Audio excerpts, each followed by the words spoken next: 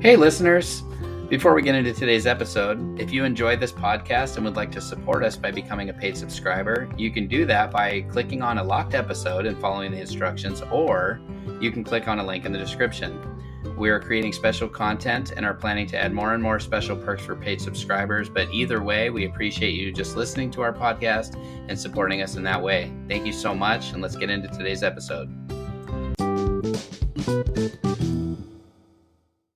Welcome to Widow Too Soon. This is Michelle Bader Ebersole, and I'm sitting here with my friend and co-host, Mark Pissarro. How's it going, Mark?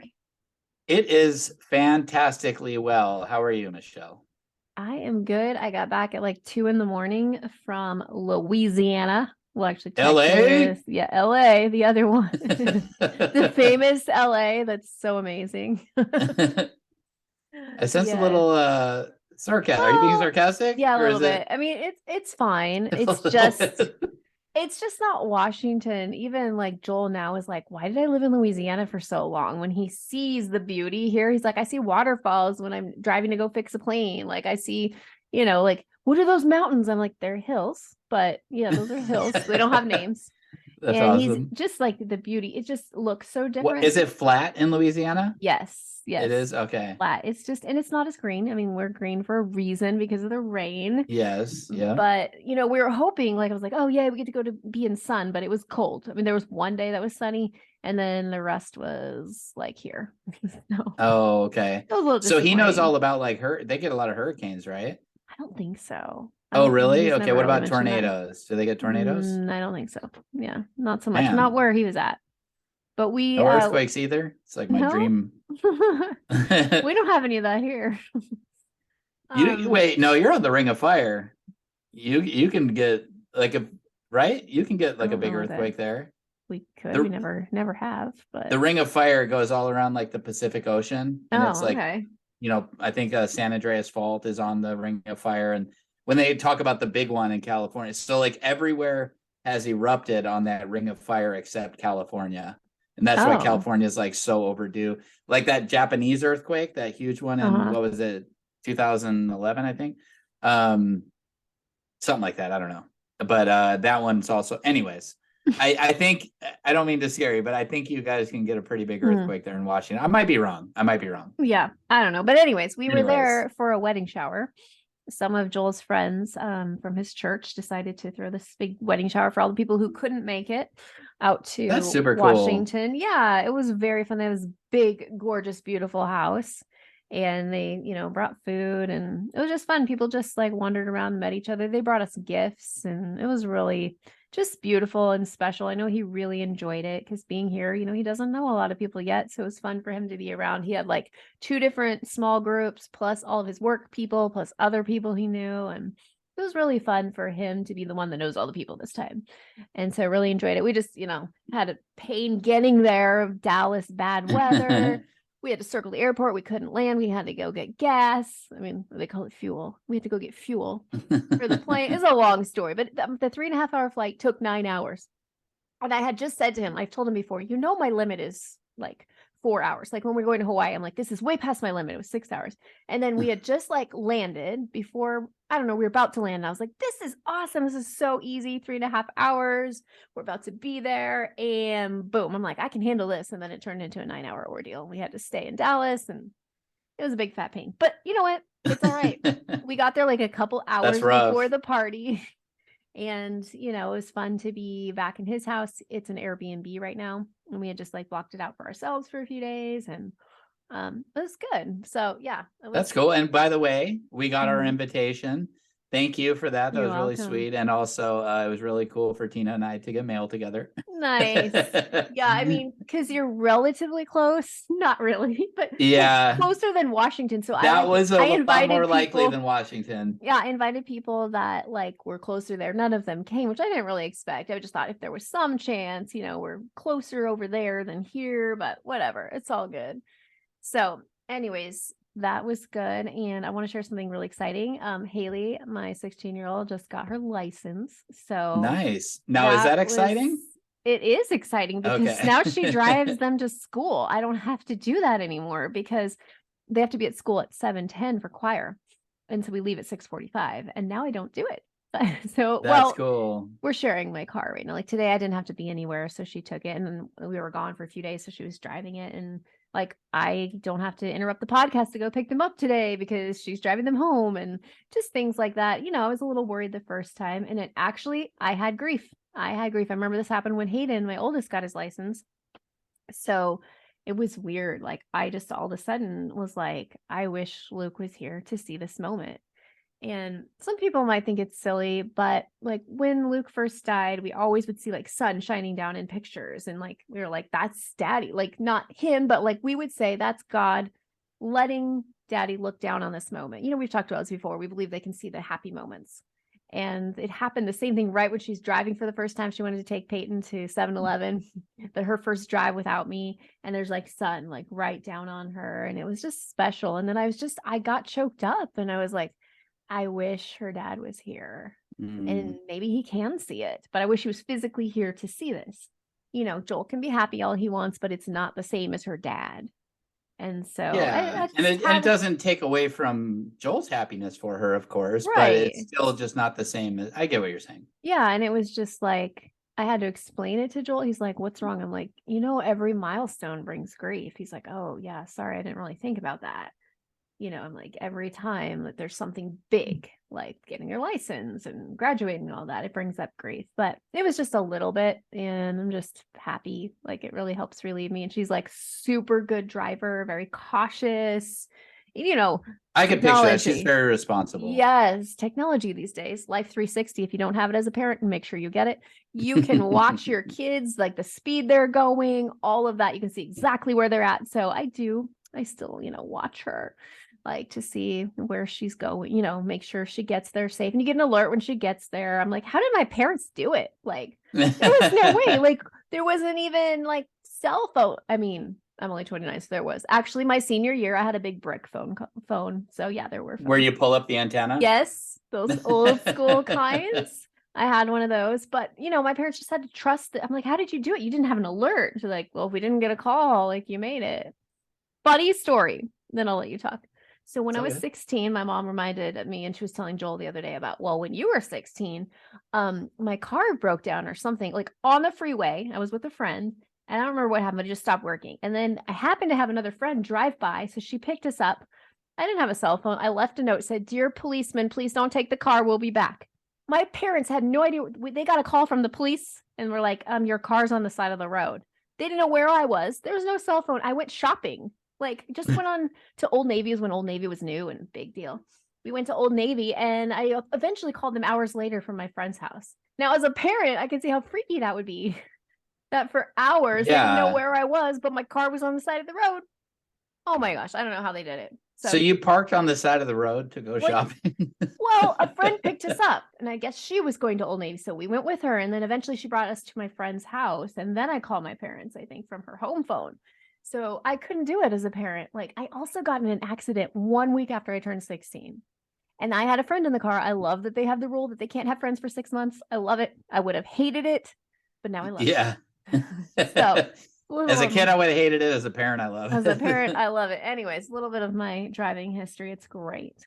That's So awesome. that's a little bit about what I've been doing. What about you? Enough about me.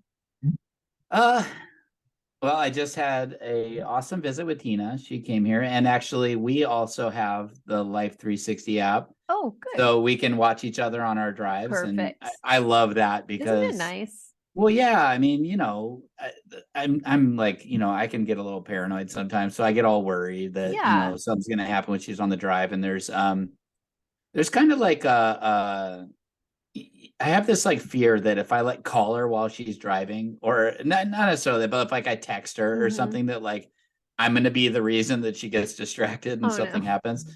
I know it's dumb, but I do get to watch her now on the drive, and I know where she's at, and so it's so funny because now she'll text me and like what'd she say last time? She's like, "Oh, I'm like 10 minutes away," and I was like, "Yeah, I know." Yeah. It I'm was just watching cool. you. And I'm like, hey, you're going a little fast. No, I'm just kidding. But so anyways, that's cool. I just wanted to say that. But yeah, she came and visited. It was kind of a shorter stay.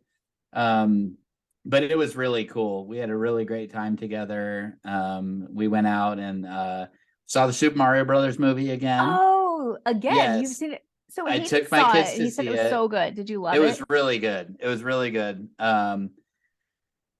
It was just it was great fun for the kids and also for the grown-ups. There were a lot of, as like Easter eggs. I don't know if is that a term outside of like video Yeah, game communities? well, I know it Like because a Luke told hidden, there's us something about it. hidden in Yeah. there. Uh-huh. So there was a lot of things in there that only the adults would understand. Right. Yeah. Like old video games or something, like Yes. old references and stuff like that. I thought it was really clever, really well done. And so I took the kids to see it. My mother-in-law sent as a gift for my son, a voucher to go to the movie theaters, like a Yeah. gift card or whatever. So we went and saw it. We saw it in 3D. We got all Oh, popcorn, all that nice. stuff. And then Luke, my son, he really wanted to go see it with Tina. Oh, So we went sweet. to a movie theater in Knoxville that has, I've always wanted to go to one of these. It's the movie theater where you can like get drinks and food, and it has like the Oh, recliners. I love Like, those. oh my Yes. We gosh, have it one of was those. So nice. amazing. I was like, I'm never going to a regular Right? movie theater again. This was hmm amazing. So we did that, and then we So went out to dinner, and it was cool. What were you gonna I say? note Sorry. about the movie. So Hayden, my oldest, was at college, but he was texting us saying how amazing it was, and that he's like, "Daddy would have loved this movie." It's like there's so many, like something about blowing in a cartridge of the old Yes. Nintendo because Luke used Yeah. to always do that because we had one for the kids, like our old one, Yes. and just like a lot of things. And so he was just like, he kept saying, "Daddy would have actually," because Luke didn't go to the theater very often. It was hard for him. He's like, "Daddy would have actually gone to the theater to see this movie. He would have loved it." So That's awesome. side And note, yeah, it's funny because with those OG Nintendos, everybody had their own way to get the game to yeah, work. right, Like everybody had, quote unquote, the best way to yeah. do it. Some people it was blowing cold air. So, some of us, we blew hot air into Yeah. it And and then you it's like a put it in and harmonica. you wiggle it back and forth. Some Uh-huh. people would like not quite put it in all the way and push it down. hmm Anyways, that's funny to like remember, but everybody had their strategy and their technique of how to get the game working. So yeah, that was very nostalgic for me. But and then let's see, I'm still working on, my real estate stuff. I Yeah. finished Awesome. the main course. So Uh, great. now I'm working on the appetizer. No, I just said main course. It made me think of that. I finished the main course. So I'm technically ready to I can go take the test now. Nice. I have to finish this other course to actually get licensed. hmm But I want to complete the courses and I want to go through. I paid for another thing that's like test prep. Yeah. And so I want to go through all that and really be ready. So technically I hit my goal to be ready for the test by the end Yeah. of April So because I can awesome. take it, but I want to be ready to pass the test. So I don't think I'll make that by the end of April. And then in 2 days, April 26th is would have been Lacey and mine's 15th anniversary. Oh, yeah. So I have that coming up. My son's birthday party is coming up next weekend. Nice.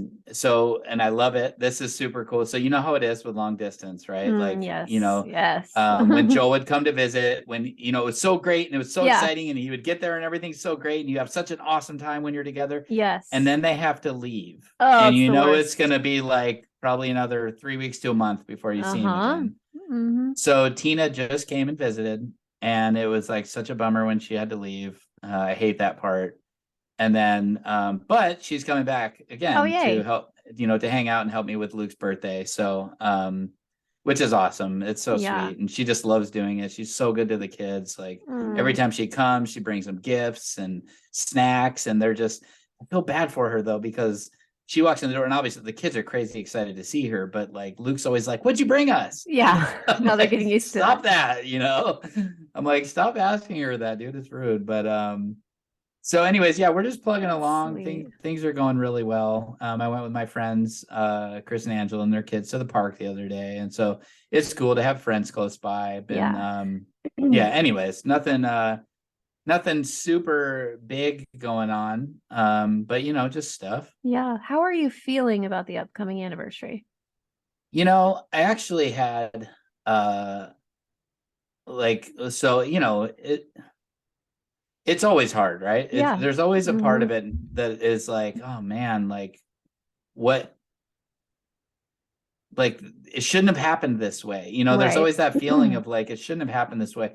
And it's crazy because like I'm so happy with Tina and she's just so Right. I amazing get and it. just special.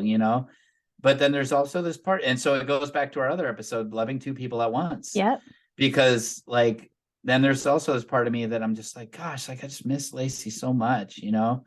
Um, and so that makes it kind of hard. So, I don't know. I mean, I'm prepared to go through the day and, it is what it is, kind of a feeling, right? I mean, you can't Right. change it. But yeah, of course, I expect it to be just kind of a strange day of Yeah. like, it's always like what this day would have looked like if, Yeah. and that's always, kind of challenging. But I actually had a kind of a surprising, like I haven't had one in a while, but I had like a total like grief like takeover the other day. And Oh, what was that about? I was sitting in my backyard and I was talking to Tina about Lacey, and it just like hit me. I was like, oh my gosh, like she's gone. Like Yeah, that I know happened. what you mean. Yes. And it was just this weird like reality check of like, wow, it's like I've been going ththrough life just, doing my Yeah. thing and this and that. And the kids and I are doing it. We're in our routines and schedules and this and that. And it was like I actually just because I remembered some things as I was telling her stories and stuff. I was remembering like how hard it was. And actually the thing I was talking about was there was this overwhelming feeling when I realized that it was going to end soon. And I Yeah. remember like I was so deep into like just trying to help her and into the medical stuff and everything. We were in this fight mindset. Yeah. And I never really like took time to like step back and process what I was feeling. I just was just go, go, go, like got to do Yeah. this, got to do this, got to do this. Now we got to do this. And I remember while we were going through that, there was this moment of just like, oh my gosh, like she is actually going to die soon. Yeah. Hmm. And it was like really heavy. And so I kind of remembered that feeling when I was talking to Tina about it, because we talk about our spouses all the time. Yeah. And I just like got silent, and I didn't really, but she's like, hey, everything okay? I'm like, oh, it's just weird. Like I just had this moment of just like, whoa, like she died. She's gone. Yeah. And how could I, of course I know that, Right. I But mean, it hits it's you coming up on sometimes. 3 years soon, but Yeah. yeah, it was just, and I started getting all like emotional and like, just really missing her. And I don't know, it's what we feel we can heal, right? Yes. So anyways, so she talked, she allowed me to talk about it, and she's so great at that. Like, I just feel this tendency, I guess, to like apologize whenever I'm talking about anything I'm going Mm. through. Like it doesn't even have Oh, to be grief or about Lacey or yeah. anything. Just if I'm stressed out about, sorry, I'm trying to be quiet so they don't hear me, but like if I'm stressed out about parenting by myself or whatever it Yeah. might be, I just have this tendency to be like, I don't know, sorry, I didn't mean to go into all of this. Yeah. And she's really great at being like, no, like No, talk yeah. about it. And so I'm like, okay, thanks. I'll like go off for another 10 minutes. So anyways, that's the gist of what's been up with me. Actually got a really nice card in the mail today from my mother-in-law, and I haven't got a chance to Oh. call her about that yet, but just it was really sweet. She was, I don't know if this is, I don't know if this is something I shouldn't be saying, if it, because it was, private thing, but she just said I was a really good husband to Lacey, is like Oh, just a summary nice. of it, and just sent me a card randomly just to tell me that. And I was like, oh my gosh, like that's awesome. It was really sweet and really touched my heart. And it was just, I was waiting to pick up the kids from school when I opened it and read it. And I was like, oh my gosh, that's like really nice. So that was cool. Yes. So anyways, that's literally everything that's been up with me. No, I probably forgot something, but anyways. Guys, I want to share something with you that I'm really, really excited about. I've mentioned it a few times, but I am now a grief recovery specialist. And what that means is I help people actually recover from grief. Like, you don't have to stay where you're at. I take people through one-on-one and groups, and we really go through steps to identify first what's holding you back. Did you know grief is like having a bunch of rocks in your backpack? So we've got to unpack those, and I give you step-by-step ways to actually move forward. So if you want to learn more about this, there's a link in the show notes that you can book a call with me. I do one-on-ones, I do groups. I would love to speak with you about how this could work for you. Thanks.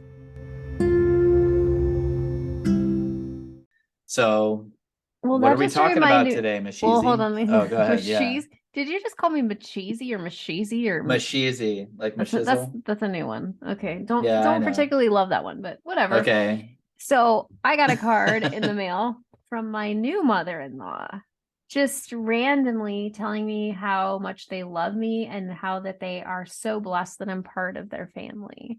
Wow, that's really And, cool. You know, just like it's just like all this nice stuff, and says, know that you're truly loved by the entire family and the Lord too. Like, just Oh my so gosh, nice. that's amazing. Right? Wow, Like, yeah, and that's got to feel very welcoming, you know? yes. Yeah. It's amazing. So anyways, That's super cool. let's get into our episode today. It is called The Grief Butterfly Effect. Now, some of you might be like us, like, what's the butterfly effect again? Like I can't remember exactly what that means. So I'm going to read this from Wikipedia. The phrase, Excellent source. right? The phrase refers to the idea that a butterfly's wings might create tiny changes in the atmosphere that may ultimately alter the path of a tornado or delay, accelerate, or even prevent the occurrence of a tornado in another location. So boiling it down, it just means little things that make a big difference. Now, they could be a negative difference or a positive difference. So we're going to talk about the little things we do in our grief journey that could affect our lives negatively or positively. So Mark, what are some things? Let's just get right into this. Let's just jump into it. Let's just jump in. Let's fly right in. That's good. That's good. Side note, there's this butterfly garden in Louisiana, in Ruston, the city that Joel lived in. And I'm always like, there's no butterflies there. You can't keep butterflies in a little area. I just think butterfly gardens are weird. Like, they don't stay. Anyways, okay. I don't know anything about butterfly gardens, but I'll take your word for it. I mean, it says it's a garden, but there's no butterflies. Okay, I'm getting sidetracked. So you're getting all in a chrysalis. Wow. Okay. Yep, I took it there. Okay. Anyways, let's get into this. Anyways, yes. So this, please. You had heard of this. I never had. Tina shared it with me, and I'm like, Tina, you know what? Thank you for this episode idea. You're amazing. Totally. amazing. I wrote it down. I'm like, this would be really applicable. I like this. Well, there's many choices that we make when we go and as we enter into this journey, and it starts from, learning to accept the reality of what's happened in your life and the differences that are going on. And sometimes you're so lost in the beginning that you can't even wrap your mind around thinking about how to be better, because you want to be down. Like, that's just how you feel, and that's okay. But as you start to exit from your cocoon, nice. No, but sorry, I had to make another butterfly reference. You have to start making small choices. You have to start entering the world again. Yeah. And so one of yours from your book was get out of bed. Yep. Right. Mm-hmm. So that might be the first thing you do. You might start getting out of bed every day. Yeah. And decide. And I know that sounds silly to anybody who has not been widowed. Right. It's like, well, of course you get out of bed every day, but no, when you don't want to get out of bed. I always had to, because I have little kids that, wasn't a choice, but I didn't want to. I wanted to just stay in bed and be sad, and for a season, obviously, but so that first step, you start getting out of bed every day, and you're like, okay, cool. And then, maybe you make a small choice to start eating a breakfast every day, or whatever, and then before you know it, these little choices lead to bigger choices. But there's a negative and a positive side of that, and we'll get into that. But what do you think of for your I wanted to first start with another example of a butterfly effect in grief. This is our example of how the podcast happened, and then what's happened from there. this is not to say we're so great, but just an example of like what can happen by making little decisions. So obviously in our own grief journeys, we had to make those decisions, get out of bed, do these things, and start we were trying to connect with other people. We both went on the same Facebook group. Side note, I actually went on that page today. They've grown to like 13,000 now. Oh, wow. It was like 8 really? before, because I was advertising my widow's tea there. Like if you live in our area, but anyway, side note. So let me go back to the butterfly effect. So we're both in our own lives, making those choices, get out of bed. Like I want to connect with people. And we both had been on that page. We connected. Then we started like making choices to encourage each other in the journey and to get to know somebody else. And then from there, we saw that there was a need for people to know how to get through all of this. And we decided to start the podcast, which I know for you was a huge jump. Well, no, you decided that we were going to okay, start a I podcast. decided, and you decided to join me. Yes, I'm just kidding. Then from there, we have reached people all over the world. And then hopefully from there, they are helping other people. They are. We've seen it. I've had a friend tell me the other day that my journey, she's a newer widow, but she's been following my journey for years, and that my journey and how I've gotten through has inspired her, and how she also wants to help other people, right? Mm-hmm. So we help people who help people who help people. And then there's there's so many butterfly effects. So then from there, we do the podcast, and this great listener named Tina hears you. You guys end up connecting, and you guys have this great relationship and love. Like that. So that's another like butterfly effect. Yeah. And, and there's so much. And then from all of this, I wanted to start a nonprofit, which there's so much going on with that. I can't wait to share everything with you guys, which is going to reach hopefully thousands of people, and so on and so on and so on. And so those choices that we made to let God make beauty from our ashes, like because we decided to do that, we are now here. You are now listening, and you, listener, are probably going to go out and help other people. It's a beautiful thing. I see a lot of people that make really encouraging posts. Yes. I mean, people have tagged us in their posts and talked about how we've helped them. We've seen 2 of our listeners meet up and hang out. Yeah. Mm-hmm. And that's really neat, because like that all started from us getting to know each other, and how we got to know each other was crazy too. You said you were, if I remember right, you were just sitting in church. Yeah. And God said, "Hey, that guy. Yep. I want you to tell him I'm proud of him." Yep. And exactly right. You were like, okay, that's kind of weird or whatever, yeah, right? Like it was literally like not like an audible voice, but in my head. I remember because I had just seen your post and I was really touched by it. Like, wow, this guy's been through a lot. And like, but I think I like liked it and maybe commented, but then I felt like God told me to then reach out to you and say the same thing that God had told me, which is I'm proud of you. And then I reached out and like, I don't know you, but I feel like God wants me to tell you this. And that changed my world at that time. Like I'd gotten a lot of, I'm not saying this is what I did it for, obviously, but I'd gotten a lot of praise and recognition for what I did for Lacey by like my community. And that was all awesome. But hearing you tell me that God was proud of me, and you also told me that God chose me. Oh yeah. To be I almost said to be her wife, to be her husband. Yeah. I needed to hear that. Like that was like, I don't know, like when, like my pastor, for example, at the time was like telling me all these really nice things about me, and just how I was such an example to other men of how to serve and love their wives and all these nice things. But for me, it was like, oh, thanks, dude. But like, this is what any husband would do for his wife. Right. Like, it just didn't, it was a nice compliment, but it didn't like, I don't know. It didn't like make my soul feel satisfied for everything that we just went through. I was like, that's fine. But like, she was my wife. Of course I did that for her, but hearing you tell me like, God is really proud of you and he chose you. Yeah. I was just like, whoa, you know what? You're right. Because even, and also the butterfly effect, right? When Lacey and I were barely first starting dating in 2003. she didn't know if she wanted to date me or date this other guy. And it was this whole thing. It was like funny, I'd always tease her about it, throughout our relationship. But like, of course she didn't, we were new to it. There wasn't any hurt in that. Like, she just didn't know who to choose. She had two guys interested in her, and she ended up choosing me, obviously. And so when you told me that God chose me, I was like, you know what? I'm sure that other guy was a great guy. Yeah.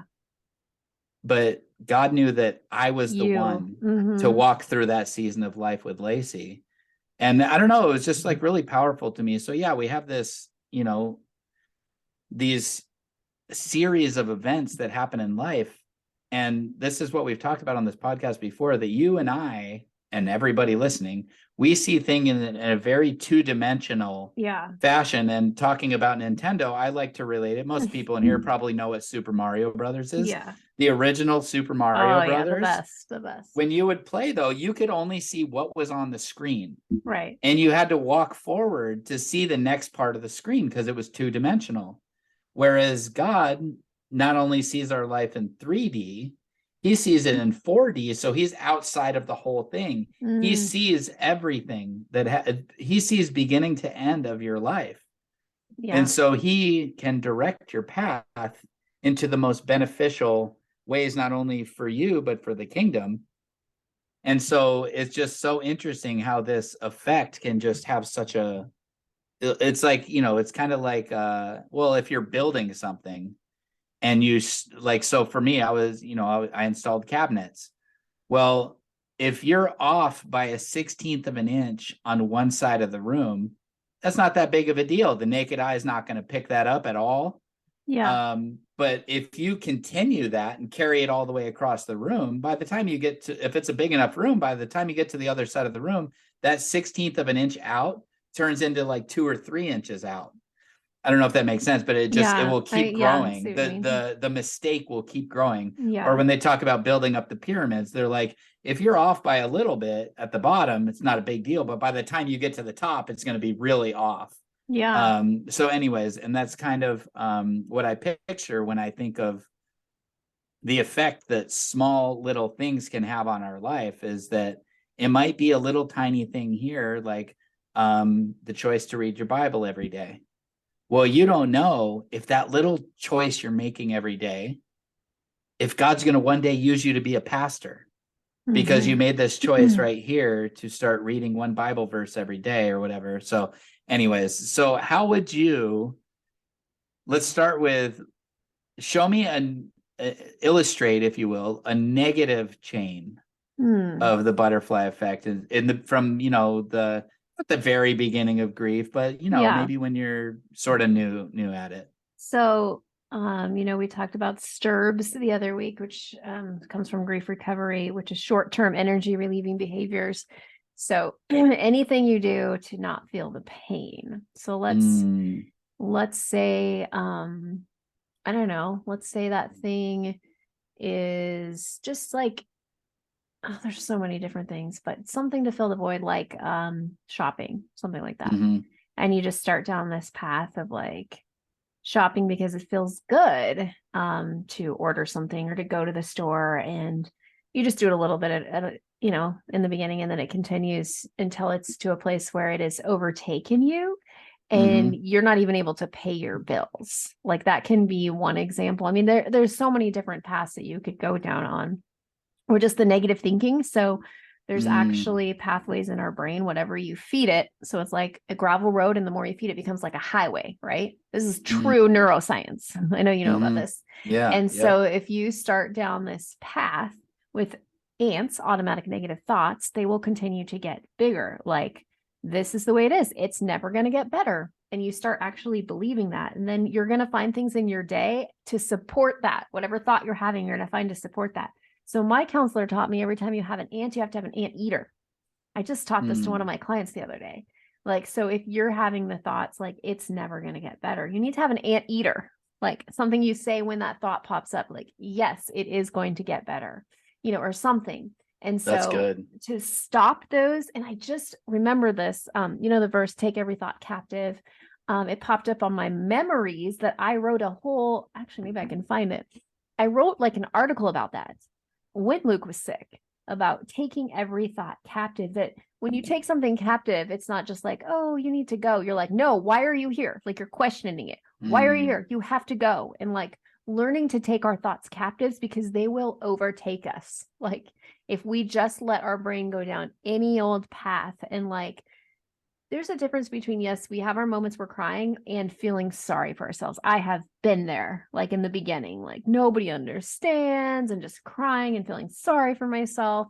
But like, then it's what you do with the feelings. You got to let yourself feel them. And then where do you go from there? And like letting yourself feel it. But like, no, like God has like equipped me to not only survive, but thrive. Like, I will get through this. And like hold on to our stories, or other people who are kind of on the other side of that deep grief, that it can get better if you seek the right tools. And if you are doing things, that a huge part of it is your mind. Like, that's can be your biggest enemy.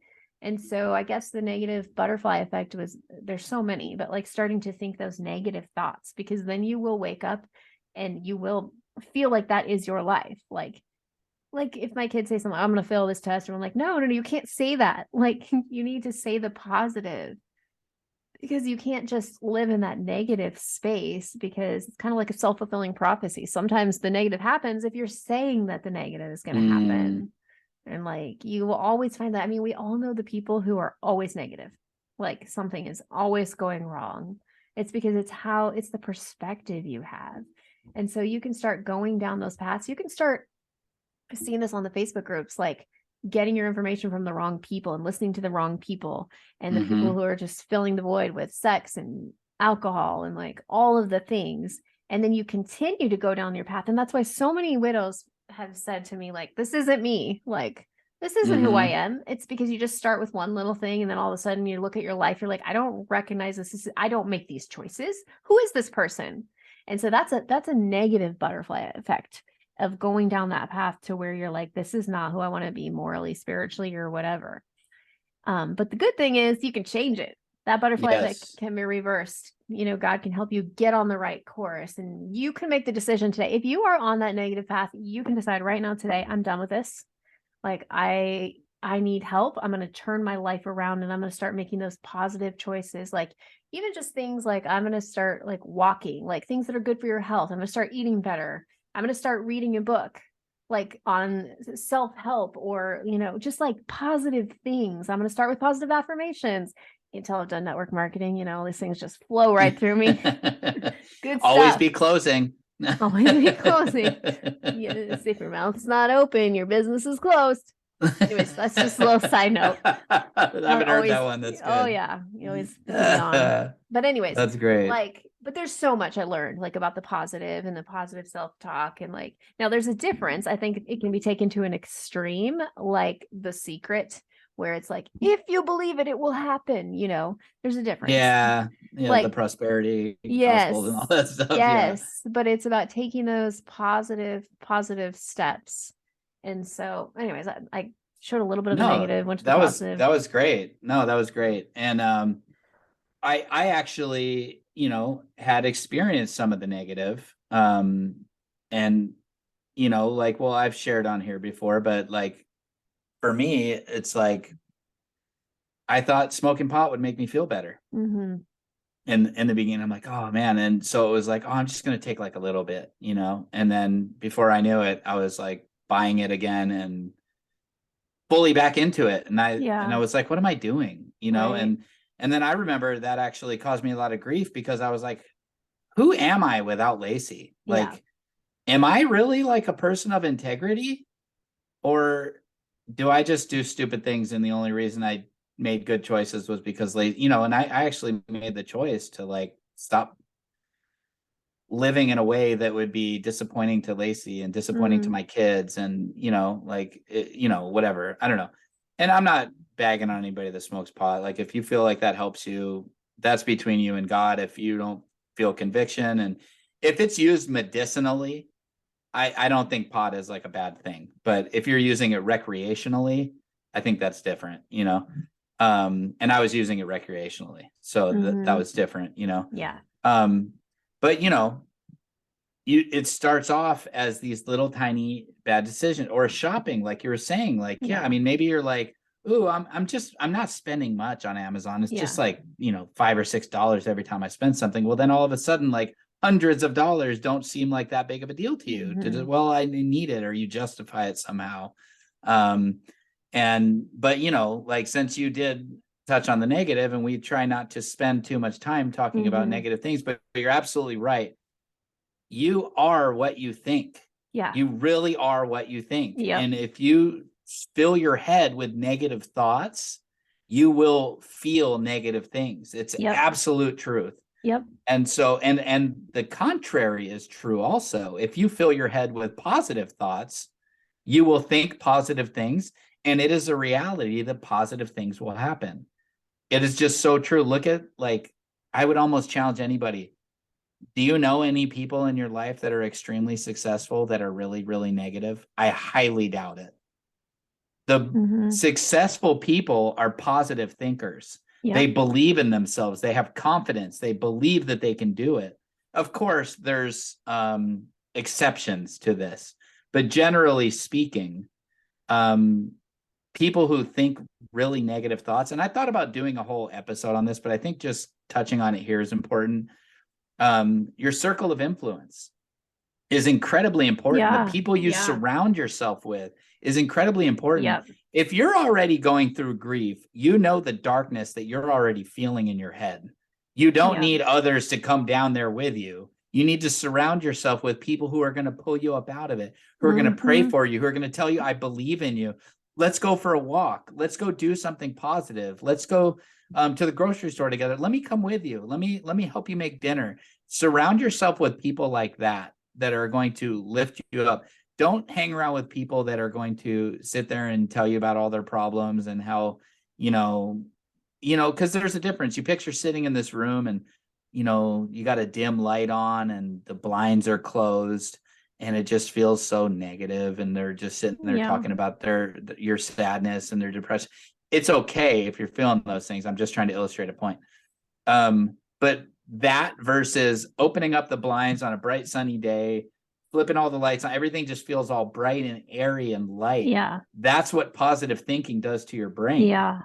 It fills your brain with a different capacity of outlooks on life. And so when you have this, when you go through your day, I used to be a really negative person, actually. I used to always look at the world in a negative light. Picture that. I know, it's weird, right? I know, right? Lacey helped pull me out of that and taught me a lot. And actually, Lacey's dad too taught me a lot and Lacey's mom taught me about, like, not being worried about what other people think about you. Know your intentions and be confident in your intentions. And if somebody wants to think something differently about you, that's on them. Lacey's dad taught me that, like, people like to be messed with, like in public, like joking around with people. He is like the king of, like, he will just sit there and crack jokes to strangers all day long. And he's just so confident in who he is. And I learned a lot. And then Lacey taught me a combination of those things and taught me how to be way more social and to not be afraid of being a social person. So anyways, I wanted to read this real quick. So from Psalm 147:3, he heals the brokenhearted and binds up their wounds. Love it. And gosh, we can just always depend on that. And I have one more Bible verse also that I pulled up is Romans 8:18. Consider that our present sufferings are not worth comparing with the glory that will be revealed in us. So yes, we all go through sufferings, right? We all have difficult seasons of life. And if you're listening, you're likely in a difficult season of life. But God can use your season, and it's nothing compared to the glory that will be revealed in us when we are who he has set out for us to be. But if we're constantly filling our brain with negative thoughts, filling our lives with negative thoughts, we're never going to achieve what God has for us, is kind of how I look at it. So anyway, so that's kind of some more, generally negative stuff. Right. But so let's switch gears, because that's what we want to focus on. So what are examples of a positive butterfly effect in your mind and how this can transfer into positive thoughts and all that stuff. Well, I want to go back to what you were talking about surrounding yourself with people, because like there's negative people. So I think I've shared this before. I've showed my kids this example. I think someone shared it with me when I was like in youth group. So let's say you're standing up on a chair and there's somebody below you and you try to pull them up with you, like to the positive. It's really hard to pull a negative person up, but they try to pull you, boom, you're down. It's so much easier to get pulled down into that negative place. And that's why it's important to surround yourself with the positive people who are going to help you get up, like who will be like the same as you, or lift your spirits more than somebody. Yes, we can be friends with them, we can encourage them, but like, have you ever spent time with someone or been on the phone with someone, you just feel drained when you're done talking to them? It's because they sucked all that out of you. You want to always be more life-giving than like taking. Like when we're talking to people, I mean, when you're a new widow, that's kind of hard sometimes, but like eventually you want to get to a place where you're bringing people up. Like you always want to change the atmosphere a little bit, like bring it up a little bit. Absolutely. And I learned this in network marketing too, but it's true in life. Be the most interested person in the room, not interesting, interested. Ask questions of people. It makes them like feel important and special, and people are going to remember how you make them feel. But anyways, it's kind of like a side note of all No, this. that's good. That's good. And actually it's the negative and positive transference of energy is, you know, the chair reference you're talking about. And I was actually just telling Tina about this, that as I became a more positive person, I found it very fascinating to me to watch it in action. Yeah. So I worked at, many of you will not have heard of this, but many of you will have. I used to work at Claim Jumper restaurants. I was a server for Claim Jumper. And, you know, so at any given time, there were, you know, 20 servers or something like that, and like 60 employees working on just any given night. There were times where I would walk into the building and I could feel the negativity. Everybody was like in a bad mood. Everybody was like all down, and, you know, they had a rough shift and everybody's just kind of low. And I always used to challenge. I had this challenge that I would do in my own head, and I just found it so fascinating that I would do it often. I was like, I'm going to change this place. Nice. I'm going to change the atmosphere in this restaurant tonight. And I just started walking up to everybody. Hey, what's up, man? How you doing? Hey, oh man, cool haircut. That's awesome. Wow, how'd you do today? Oh, you did? Oh, that's pretty good. That's pretty good. Hey man, well, just so you know, like, you know, I'm here if you need anything tonight, if you need help getting drinks, if you need your station cleaned up, whatever, like I got you. Let's do this, you know. And I'd go up to everybody and kind of do that. Oh man, you guys are doing a great job over here. That look, dang, it looks all clean in here, or whatever, to the pantry people. And within an hour of me walking in the building, everybody's walking around all chipper, whistling, smiling. Like it really works. You can really transfer energy either way, but you're absolutely right. It is so much easier for a negative person to suck the positive out. Exactly. It's way easier. It's harder to bring somebody up. Like I mean, that is just a fantastic analogy. Yeah. And it reminds me of something that I said for another thing you said reminded me of something I said at Lacey's eulogy is, you know, we're all either room changers or room adapters. Very good. It's kind of like a thermostat. Yeah. You know, you either conform to the temperature of the room or you change the temperature of the room. It's like, are you a thermostat or are you a thermometer? Do you read the temperature in the room or do you change the temperature in the room? And Lacey was really good at changing the temperature in the room. I mean, she was such an accountable person that people were on their best behavior when she was around. And I don't know how to exactly explain that, but she had this unique ability, like I said in her eulogy, she had this unique ability to change the atmosphere of the room. And I love that about her. And you know, I got a little off topic, but anyways, so I didn't mean to cut you off. No, I want to go back to a positive one. Let's say, you know, you start getting out of bed, you start like having something to look forward to. I think that's huge. That helps motivate you. And then you decide, there's some function at your church where they need volunteers. And you're like, I'm going to go help. What I found is that it would always get my mind off of my own pain. to just be with somebody else, helping them. And so then from there, then you start feeling better because you're helping other people. Then you're able to start like finding a new hobby. You're able to start seeing more joy in your days because you're actually like getting out of your own current circumstance and you're helping somebody else. And so I think that's really important. Look for, I mean, this is a practical way you can put this into motion. It doesn't matter where you're at in your journey. Everybody could do this. I mean, you may not be in the place in the first few weeks, month, whatever, but as soon as like you can, even if it's out of your comfort zone, there's always volunteers needed at churches in different places, not even churches. You can look up anywhere, look up your city, volunteers needed, you'll find something and go give of your time. And I challenge you to see what happens. It helps so much to get out of your own mind, of your own current circumstances and help other people. And you'll start feeling better. And then just making those positive choices. Like for me, I know it's like working out in the morning. I don't always love it. And I honestly haven't been as good since like I had my like before the wedding, it was every day for 4 months. Now I'm a little lax, but I know I feel better. It's the same concept. I know I feel better when I do it, even if I don't feel like doing it. Sometimes you have to make yourself, you can't just wait till you feel like doing things. Like nothing would ever get done. Yeah, no kidding. Make yourself like, I found if I set goals and I like the day before, I know my goals for the next day, I will do it, even if I don't feel like it. And that's, I think, a problem that a lot of people have is like, well, I don't feel like it. Like, well, no, we still have commitments. We still have things to do. So figure out what your thing is. Like maybe I'm going to commit to volunteering for this, even if I don't feel like it on the day, or I'm going to commit to walking every day, even if I don't feel like it. Like find something that's going to help boost you physically, mentally, spiritually. Or I'm going to listen to the verse of the day every day, or find something and stick with it. And you're going to find that you're going to start feeling better. And it's like this butterfly effect of your entire life can be changed because you decide to get up. Okay, so let me just share this one. So same thing, beginning of my journey, awful, hard to get up, blah, blah, blah. Well, I decide that I'm going to start taking my own healing in my own hands, like meaning I'm going to seek out help. And I started with a grief retreat.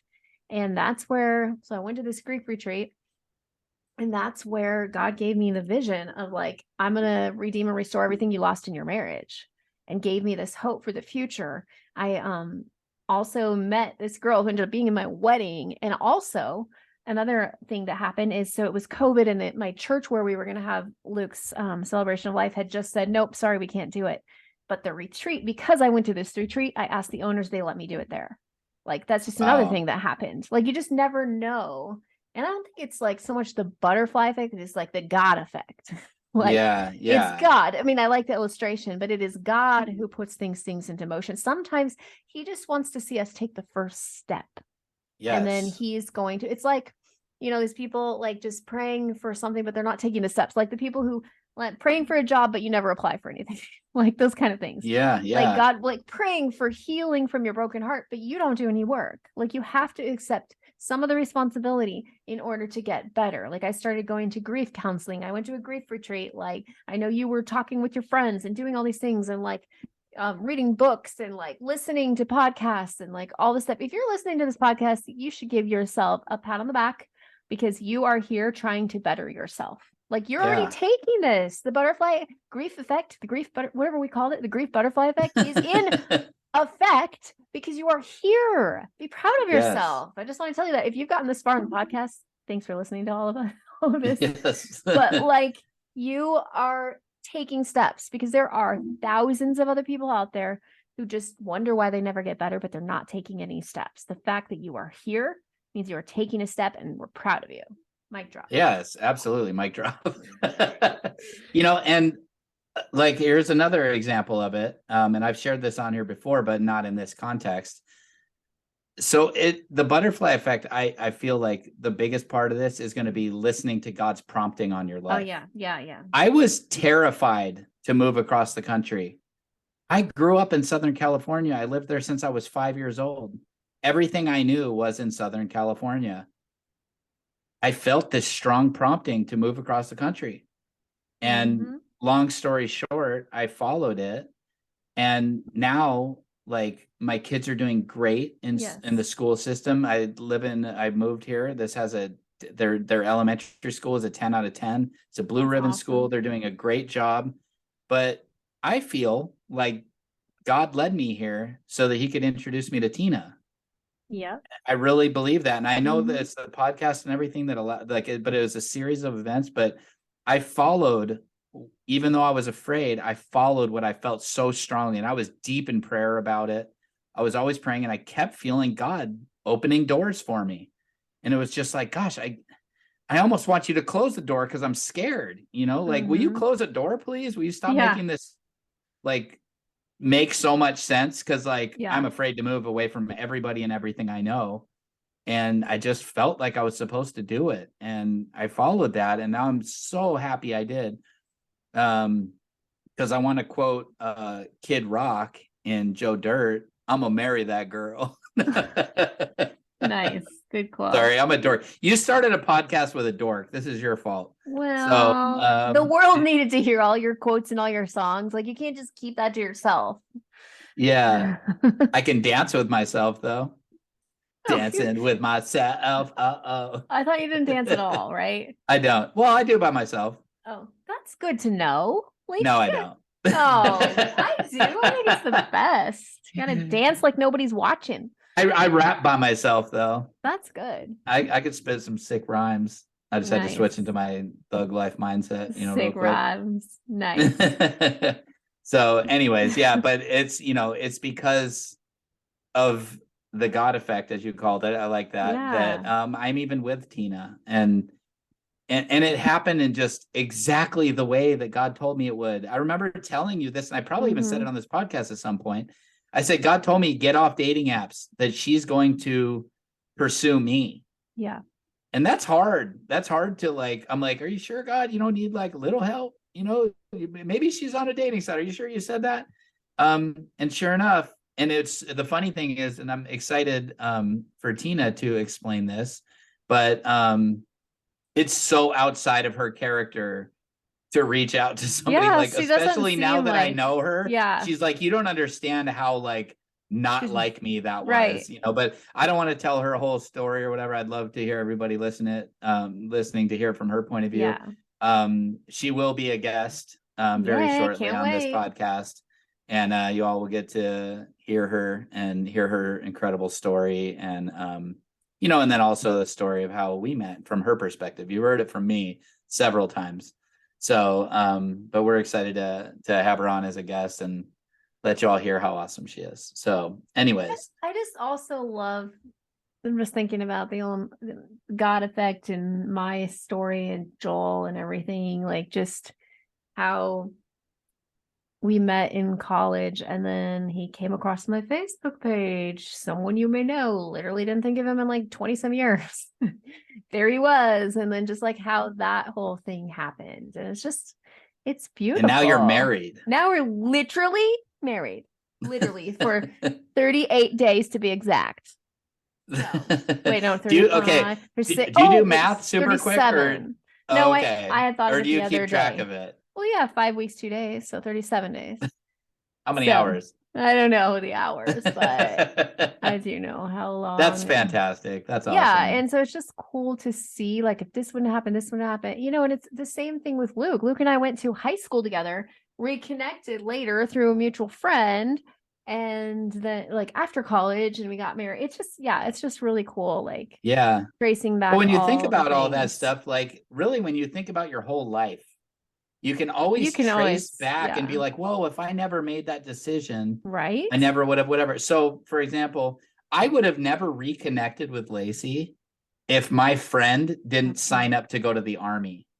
Crazy. The only reason she came over, they shared a birthday. She called him just to say happy birthday. And he said, well, actually, we're having a party right now because I'm going away to the Army. And she's like, oh my gosh, well, let me come and say bye, And she came over, and that's how her and I reconnected. And, nice. We have 2 beautiful children together and had a fantastic marriage and all those beautiful things. And, really it's like I don't remember if it was you that said this. Somebody said to me at one point, I think it was you, not to me. I think you said it on the podcast, something about God writing your story. Yeah. Like God write your love story. What is it about the pen?